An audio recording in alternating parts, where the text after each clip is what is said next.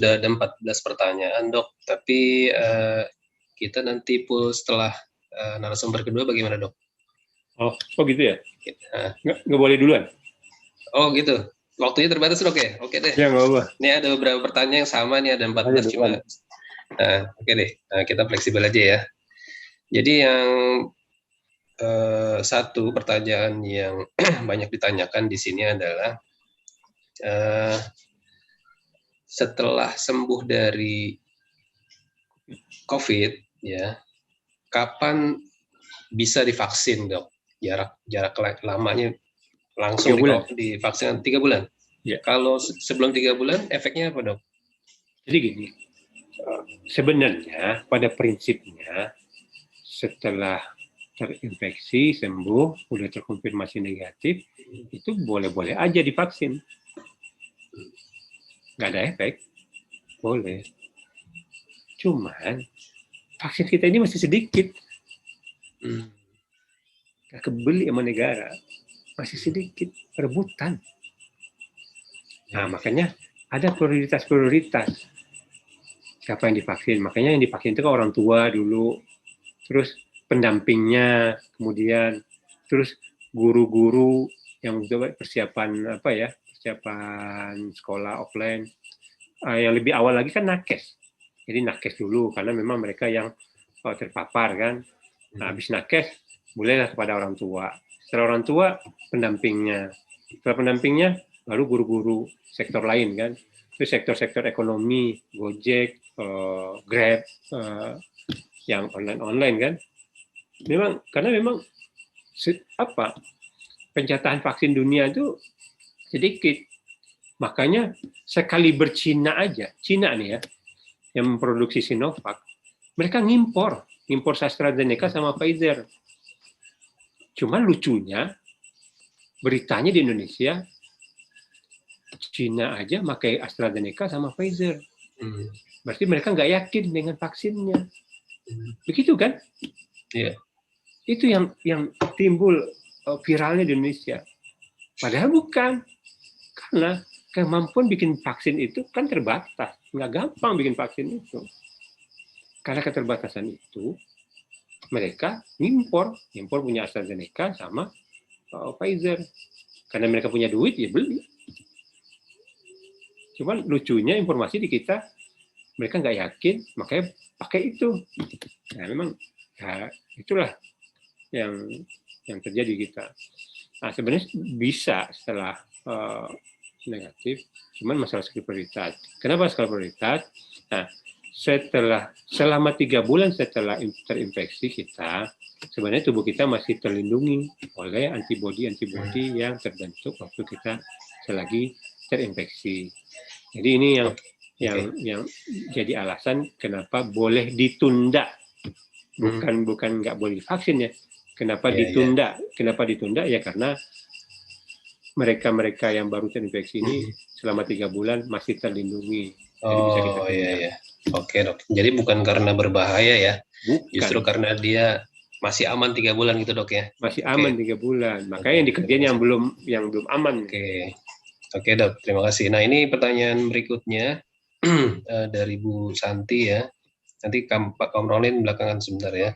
Ini anaknya udah vaksin pertama, cuma vaksin keduanya lewat dari jadwal yang ditentukan. Itu gimana, Dok?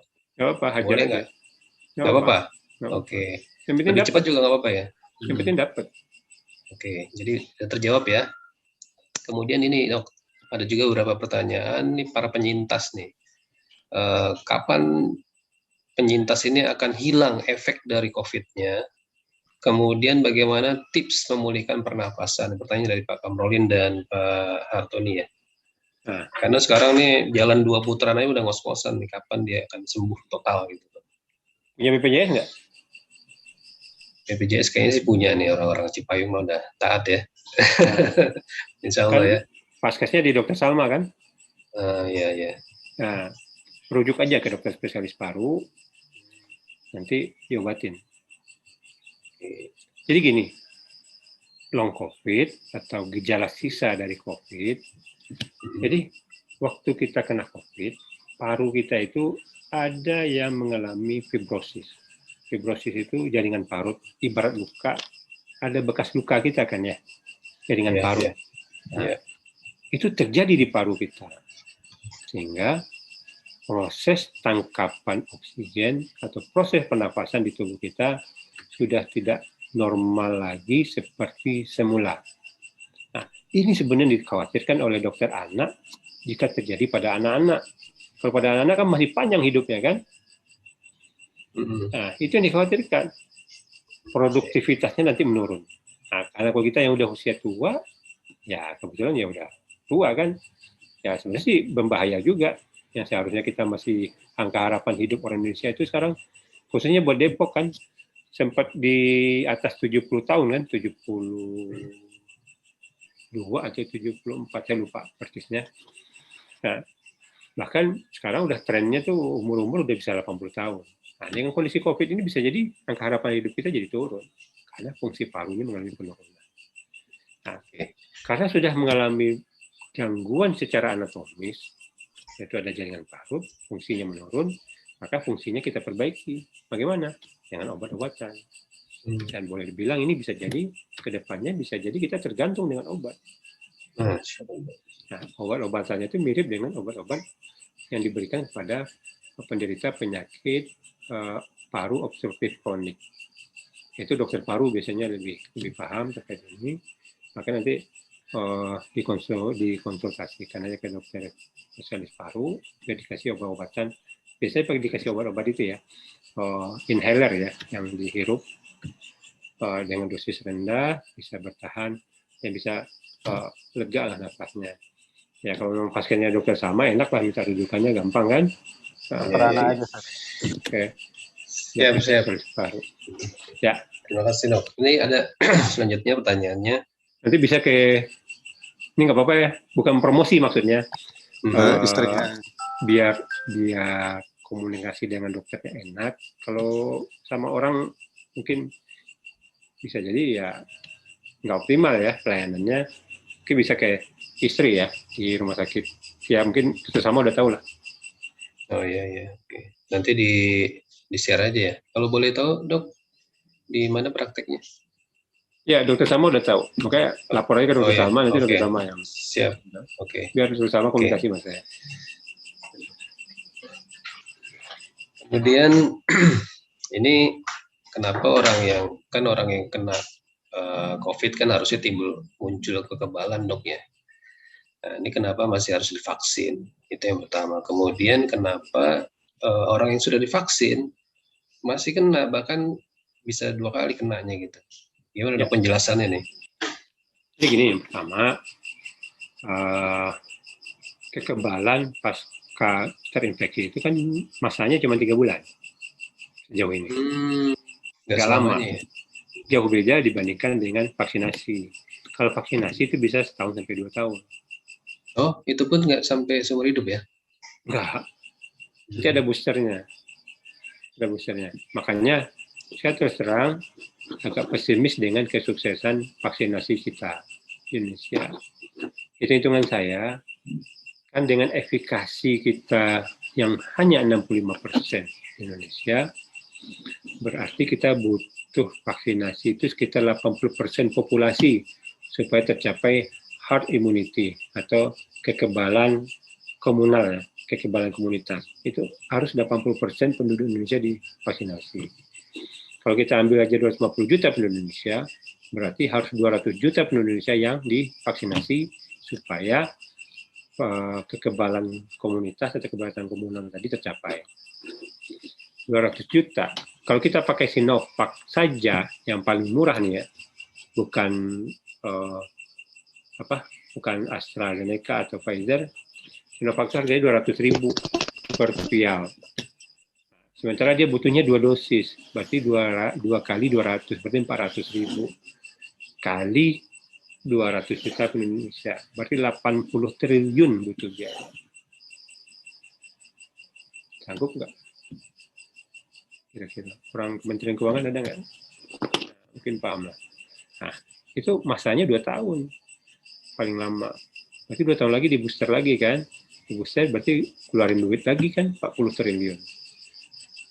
saya rasa sukar buat Indonesia untuk tercapai. Sementara vaksin yang dibikin oleh negara kita, vaksin merah putih, ya, saya nggak bilang vaksin Nusantara ya, vaksin Nusantara itu memang rada-rada ini. Vaksin merah putih itu masih jauh dari harapan karena masih panjang perjalanan penelitiannya.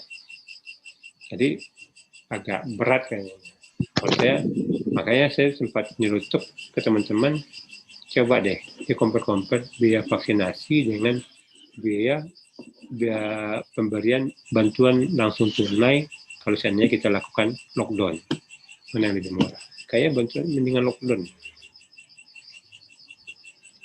Bukan vaksin yang nggak bagus ya, tapi ini masalah compare biaya.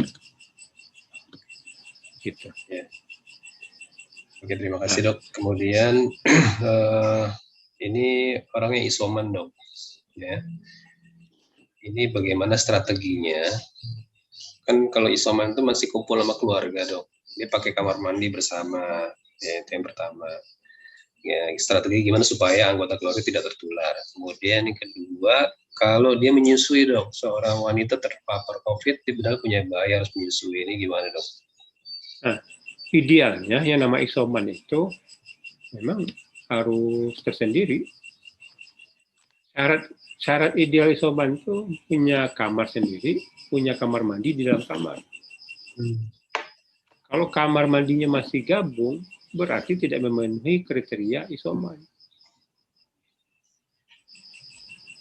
Nah, orang-orang seperti ini seharusnya dilindungi, harus diarahkan ke tempat isoman, ke Makara atau ke asrama UI. Nah, cuman masalahnya asrama UI sama Makara penuh. Nah, hal-hal ini yang seharusnya kita cari solusi. Baik di tingkat kecamatan, tingkat DPD, maupun pemerintah kota, ya, Pak Wakil. Nah, ini harus kita cari solusi. Kalau enggak, ini babak belur kita. Berarti serumah kan cari infeksi jadinya. Karena sumber penularan itu di kamar mandi. Rata-rata kamar mandi kita, pencahayaan mataharinya kurang, area tertutup, lembab. Ya, berlama-lama virus hidup di situ. Apa yang masuk ke dalam situ, itulah jadi dari beberapa penelitian di luar, pada rumah sakit, sumber penularan itu di kamar mandi. Apalagi di rumah. Jadi memang kamar mandi itu berbahaya. Jadi syarat mutlaknya itu ya harus punya tempat yang terpisah. Kalau menyusui dok, tadi dok? Nah, menyusui memang sekarang dibolehkan. Yang penting anaknya pakai apa? Pakai face shield, si ibu pakai juga masker. Masker. Karena menyusui itu buah kebutuhan mutlak buat anak. Ya. Mudah-mudahan terjawab ya teman-teman. Kemudian ini ada beberapa lagi nih yang penting-penting saja saya tanyakan ya di chat. Mungkin terkait isoman tadi, ya dok, bisa diakalin ya. Di komplek perumahan, kalau RT-nya dari kalangan internal, cari aja rumah-rumah kosong, diberdayakan. Ya kan, bisa. Kantor DPC bisa kayaknya itu aja. Nah, gitu-gitu. Nanti lakukan penanganan di sana. Siapa yang jadi PIC-nya, apanya. Malah kalau saya dengan situasi rumah sakit kondisinya sekarang yang memang tumpah ruah, saya malah mau mencanangkan bikin shelter untuk perawatan kasus ringan. Biar kita bisa melakukan intervensi pengobatan di bawah pengawasan dokter konsultan, ya dokter penanggung jawab pasien kan dalam ini. Tapi memang sih agak ada beberapa kesulitan baik terkait regulasi, terkait SDM, terkait semuanya lah obat-obatan juga. Memang kita sangat punya keterbatasan sekali. Tapi minimal yang isoman tadi kan bisa tanpa itu kan, tanpa regulasi, tanpa obat-obatan. Penting mereka aman untuk melakukan isolasi mandiri di rumah. Gini dok, ada pertanyaan teknis nih. Gula 300, tensi 150, umur 50, itu bisa divaksin nggak dok? Ya enggak. Enggak, berarti nggak bisa ya.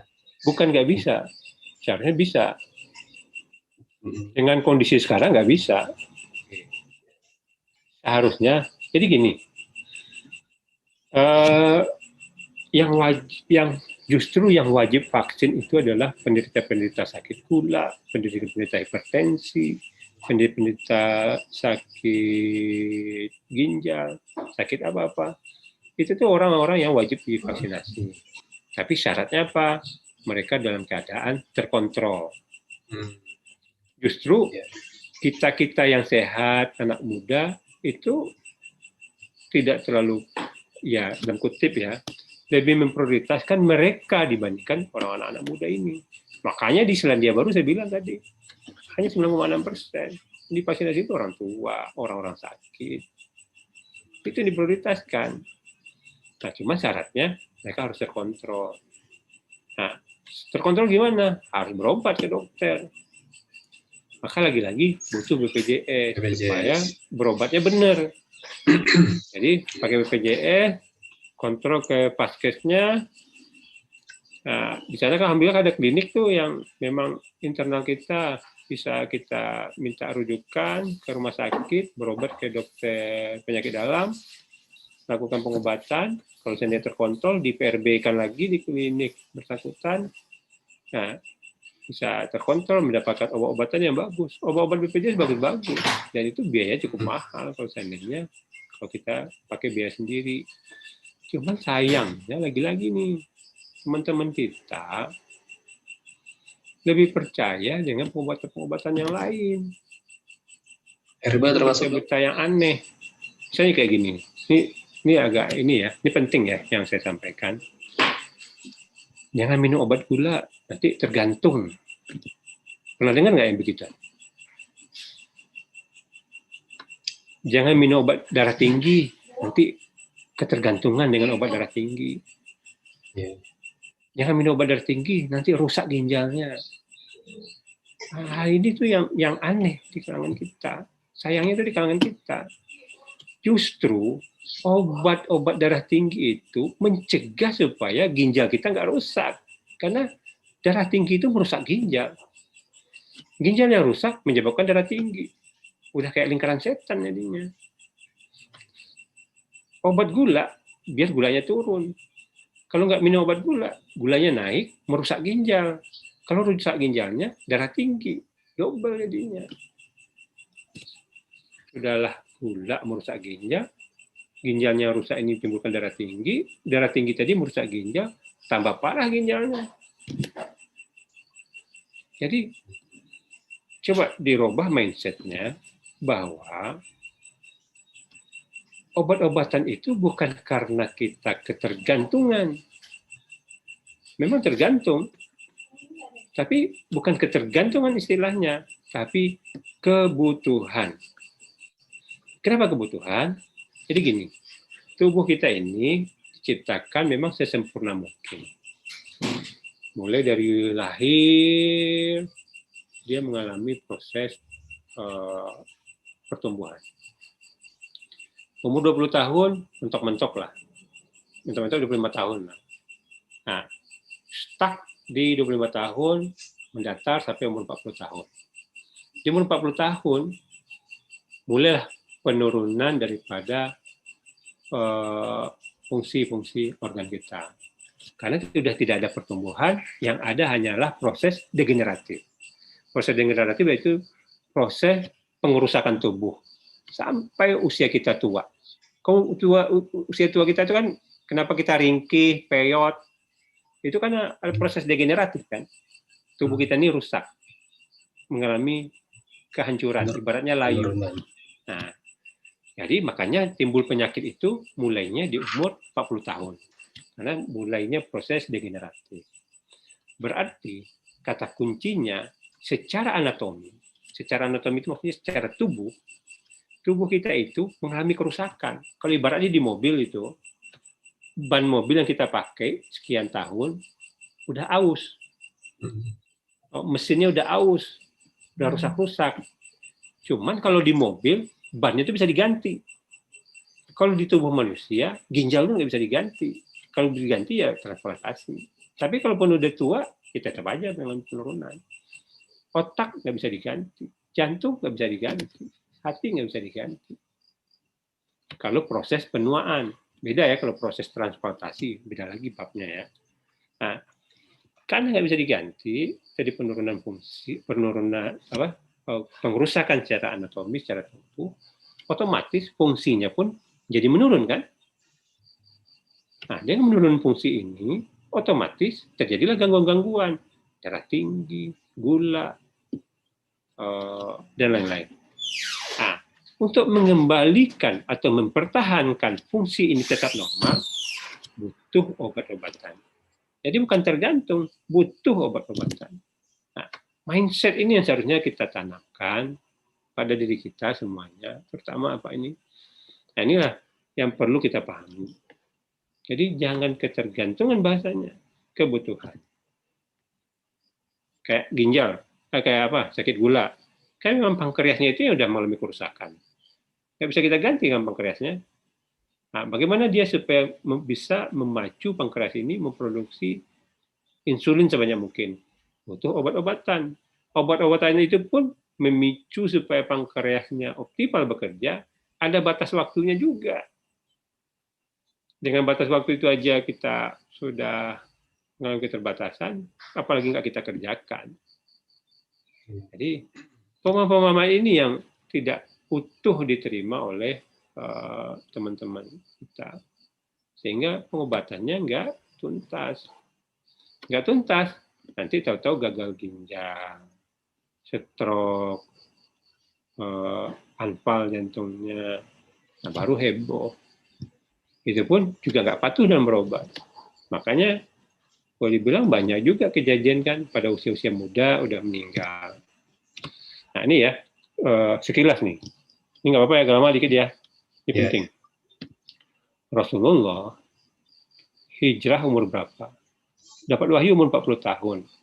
13 tahun setelah dapat wahyu baru hijrah. Berarti umur 53 tahun. 2 tahun setelah hijrah baru perang Badar.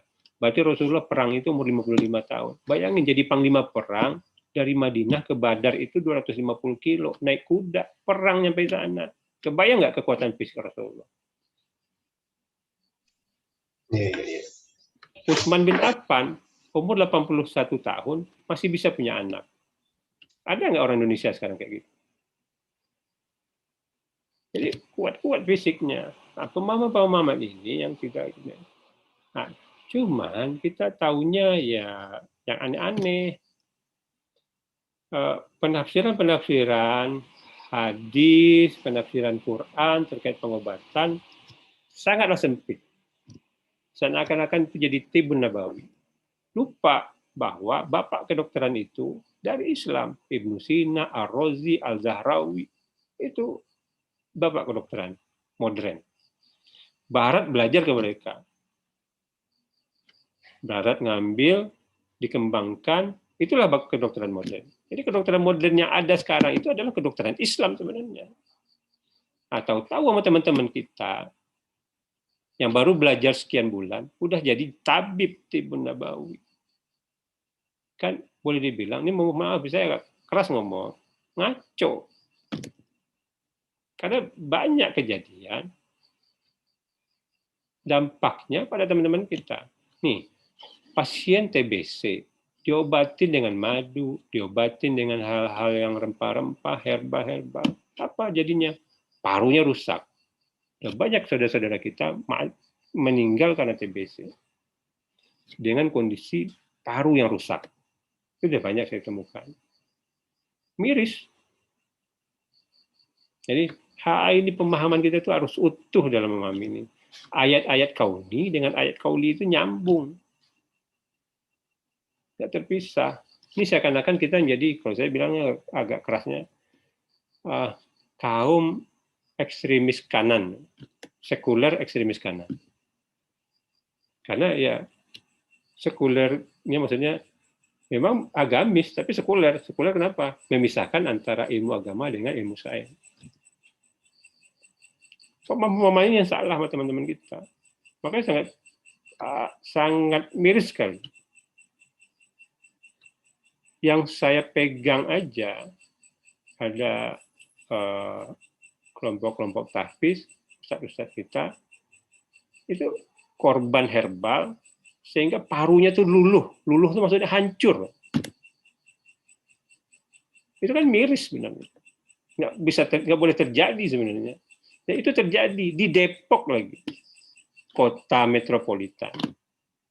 Berarti kan konstruksi berpikir kita itu bermasalah. Itu terjadi di kalangan kita. Nah, saya ngomong ini bisa jadi teman-teman herbal mencibir saya, sebab di DPD lain begitu. Habis itu heboh. Tapi itulah kenyataannya. Struktur berpikir kita rusak.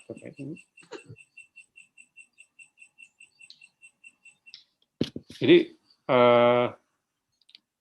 terus terang miris terkait ini. Ya dibilanglah tergantung obat, tergantung ini. Padahal itu kebutuhan. Jadi mohon maaf. Bedakan antara maintenance kebugaran kita dengan pengobatan. Itu beda. Kalau sepanjang maintenance kebugaran kita, mau minum madu, mau minum ini, mau minum itu, saya oke-oke aja. Tapi kalau udah terkaitan pengobatan, itu butuh ilmu. Nggak gampang. Harus tahu patofisiologinya. Harus tahu masalah biokimianya. Harus tahu semua-semuanya. Jadi ujuk-ujuk sebulan udah bisa ngobatin. Itu kan ya maaf ya agak keras saya ngomong karena memang ini terjadi di lapangan. Termasuk COVID ini saja berani-beraninya ngasih macam-macam. Ya boleh-boleh aja sih karena memang COVID ini 80%-nya aman-aman aja. Tapi kalau kebetulan yang 20%-nya itu gimana? Itu kan membahayakan buat kita. Dan sering itu yang kasus ya kalau sekarang kan karena ada COVID, TBC jadi nggak terlalu apa ya. Itu kasihan. Sampai luluh parunya. Saya nggak menemukan nggak 1-2 orang. Cukup banyak. Gara-gara neglected atau terlantar dalam pengobatan. Nah, ini yang perlu kita pahami. Ini mohon maaf ya saya agak keras penyikapannya. Tapi saya nothing tulus karena orang udah pada tahu karena saya keras dalam hal ini. Karena ini campaign saya buat teman-teman karena tanggung jawab nurani saya untuk menyampaikan ini. Ya mungkin orang nggak sekerasnya ngomong, padahal ya bisa jadi bergumam. Tapi kalau saya sih style Sumatera open aja ngomong. Nah, jadi nggak ada basa-basi. Mungkin kalau herba itu dibedakan antara menjaga kebugaran dengan pengobatan tadi dok ya. Jadi kalau pengobatan itu harus jelas kita. Ya. Karena orang butuh puluhan tahun penelitian baru bisa untuk melakukan pengobatan. Ini ujuk-ujuk dari testimoni, ibaratnya gini loh. Kita itu sebenarnya dalam Islam itu sangat konstruktif dalam menyikapi sains. Coba deh, kalau kita hadis itu kan ada tingkatan-tingkatannya tuh, mutawatir, hasan, dhaif, ya kan? Tergantung dari siapa yang menyampaikan, berapa banyak yang menyampaikan, siapa ulama menyampaikannya. Kalau Bukhari, Muslim, lain lagi tingkatnya. Nah, begitu juga di dunia sains. Kita kenal kalau di kedokteran itu evidence-based medicine.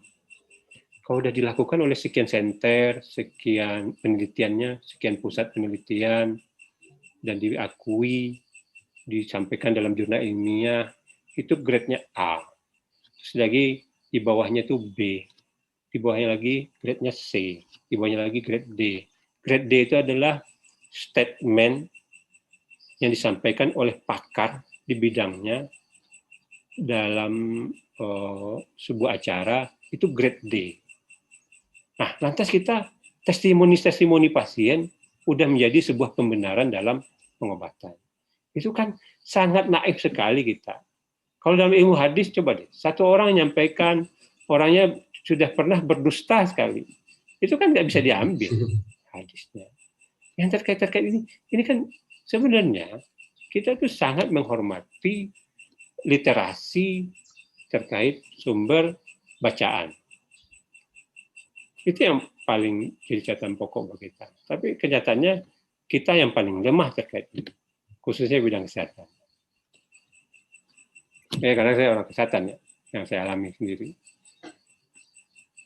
Oke dok, ini Gitu ya. ada lagi. Jadi kesannya agak tegang nih kadang-kadang. Enggak dok, ini pencerahan dok, banyak yang komen, ini pencerahan, luar biasa. Ini ada pertanyaan lagi dok.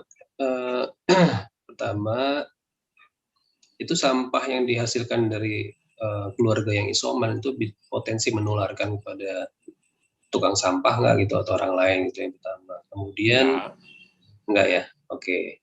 Ya, ini bisa aja, cuman kan gini. Nah, makanya perlu baca buku kita. Virus itu dia butuh inang untuk hidup.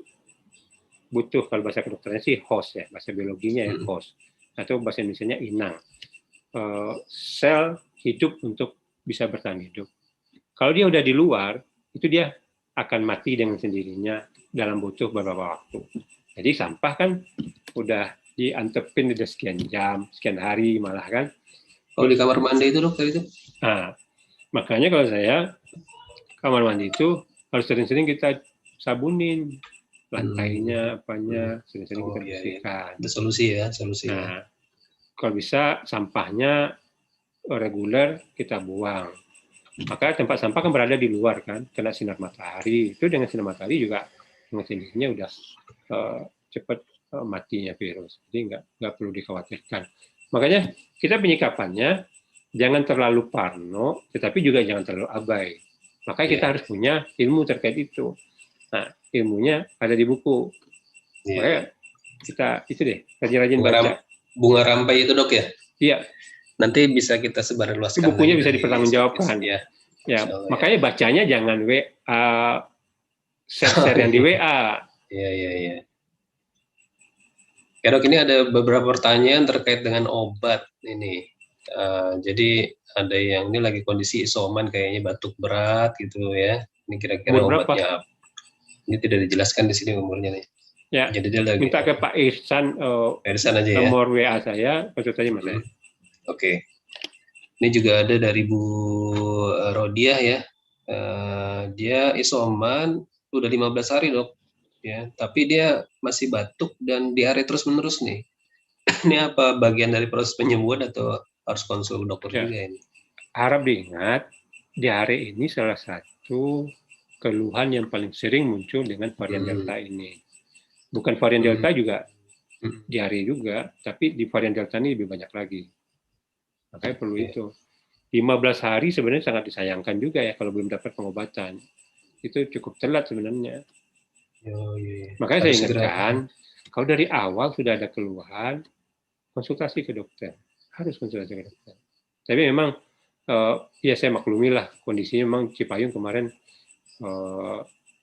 dokternya juga itu kan terpapar. Jadi makanya ya bisa ke dokter yang lain di luar kecamatan Cipayung.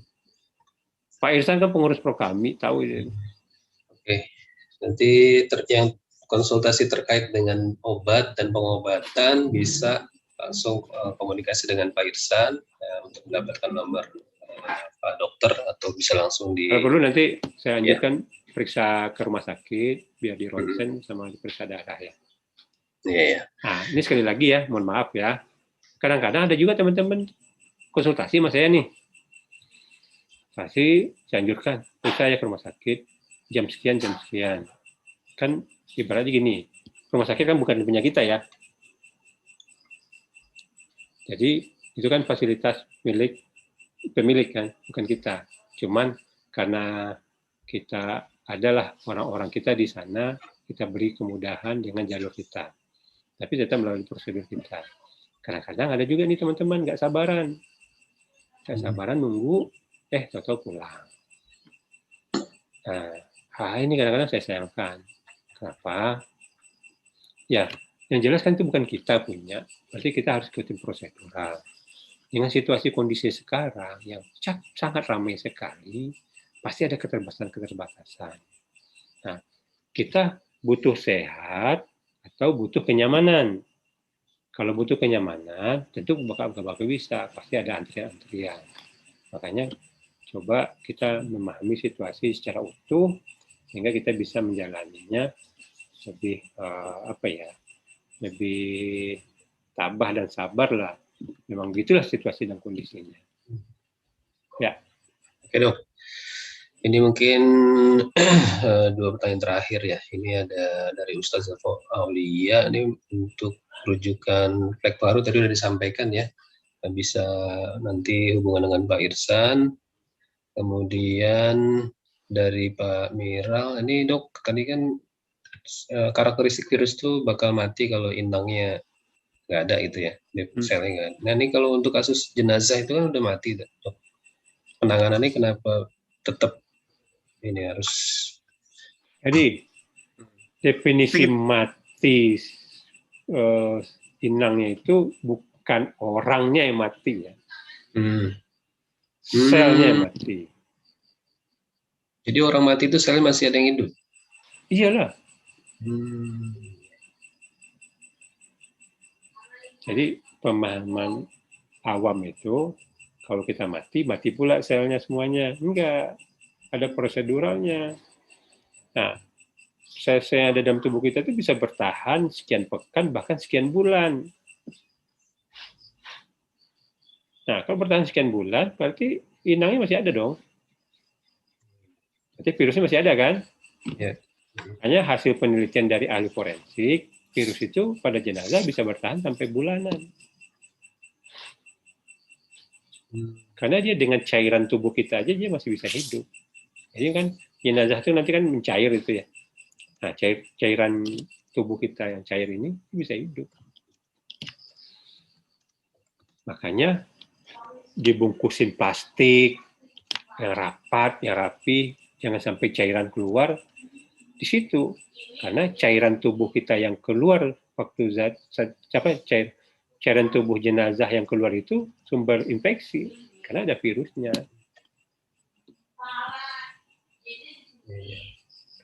Jadi bukan orangnya yang mati ya, sel-sel yang ada di tubuh kita.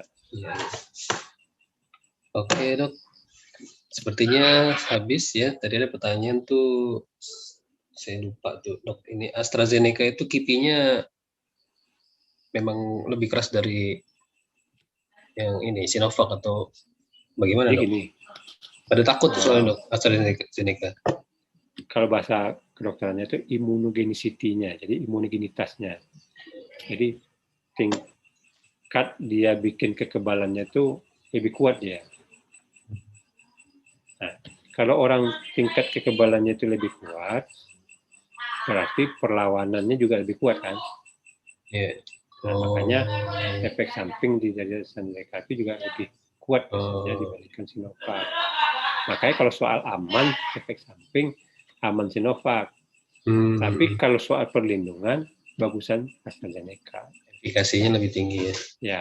Yang lebih bagus lagi nih yang baru nih, yang buat nakes, yang ketiga, Moderna. Oh ya. Itu buat masyarakat juga? Nakes. Nakes dulu, oke. Nggak tahu ya ke depannya, karena lebih mahal. Yeah. Itu penemunya orang Turki, suami istri.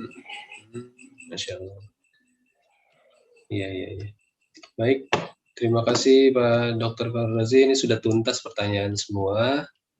Kita ucapkan jazakallah khairan kasiran pada narasumber kita, Dr. Farrozi. Mudah-mudahan beliau senantiasa diberi kesehatan dan perlindungan dari Allah Subhanahu wa taala. Amin ya rabbal alamin. Saya pamit boleh ya? Oke deh, Dok. Ya, terima kasih banyak nih atas kehadirannya. Mohon maaf waktunya. kalau seandainya memang agak keras, tapi insya Allah itu tulus untuk kebaikan kita bersama. Karena memang di lapangan saya banyak ketemu hal demikian. yang saya temukan. Jadi ya mohon maaf ya sekali lagi. Ya maaf. Terima kasih pertanyaannya. Pak Wakil pamit ya. Ya, makasih Pak Dokter. Ya. Wabillahi taufiq. Assalamualaikum warahmatullahi wabarakatuh. Waalaikumsalam warahmatullahi wabarakatuh. Terima kasih Pak Dokter. Ya. Oke, baik teman-teman semua, kita masih ada waktu walaupun Ya, terbatas terima sekali kasih. 30 menit. 30 menit ya untuk kita simak sama-sama pemaparan dari Pak Irsan Suseno. Mungkin kali ini beliau akan banyak mengulas tentang interaksi ya antara obat sesuai dengan bidang keilmuan beliau dan juga pengalaman beliau di dalam penanganan pasien COVID yang melaksanakan isoman di rumah. Pada beliau kita langsung kasih waktu. Silakan